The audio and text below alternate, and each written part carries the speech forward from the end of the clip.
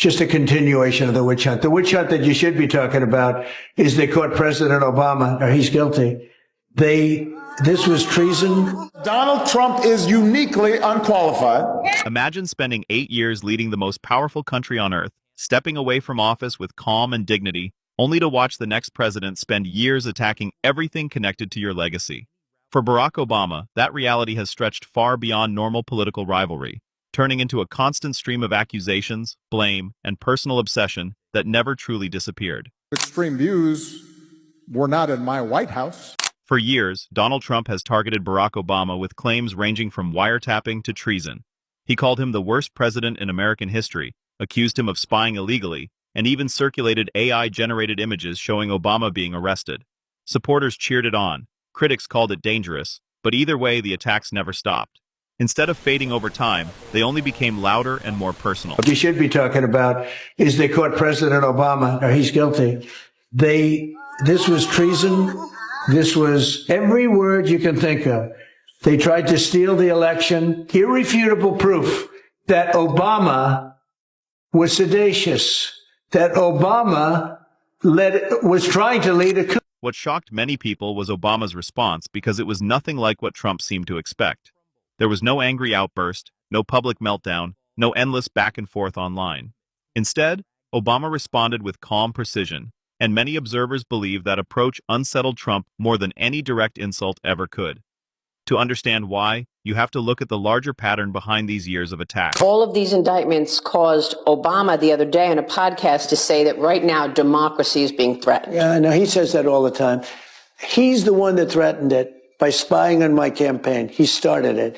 Obama spied on my campaign, and he did it knowing it was illegal. He knew it was illegal, but he started the whole thing, and there were a lot of dishonest people, and I suspect they'll be caught. Trump repeated accusations against Obama so often that they began blending together in the public conversation. At rallies and interviews, he hinted that arrests were coming, saying people would be caught and exposed. Critics pointed out that none of those dramatic claims ever resulted in evidence or criminal charges, yet the language kept escalating. The more attention the accusations received, the more intense the rhetoric became. Donald Trump is a 78-year-old billionaire who has not stopped whining about his problems since he rode down that golden escalator 9 years ago. And when he's not complaining, he's trying to sell you stuff. He's trying to sell you some gold sneakers. He was trying to sell you a $100,000 watch. It's supposed to be Swiss made, but nobody in Switzerland really knows where it got made. He's trying to sell you a Trump Bible. Word of God, Donald Trump edition. He's got his name right there next to Matthew and Luke. And by the way, I'll give you one guess where those Bibles are made. Then came another escalation. Trump described everything as if it were part of some massive operation hiding inside Washington. Papers were signed. Leaders were involved. It sounded official and dramatic, even though nothing had ever been proven. Some supporters treated it like fact, while others saw it as political theater. But through all of it, Obama refused to mirror the same tone or aggression coming from Trump.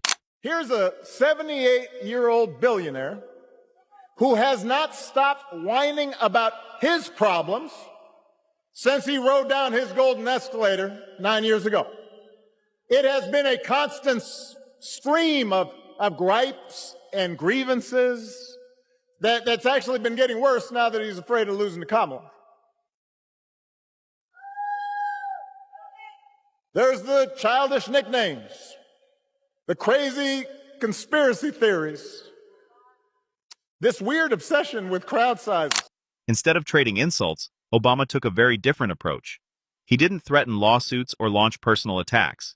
He simply described Trump's behavior in a way that made audiences laugh while also forcing them to think more carefully about what they were watching.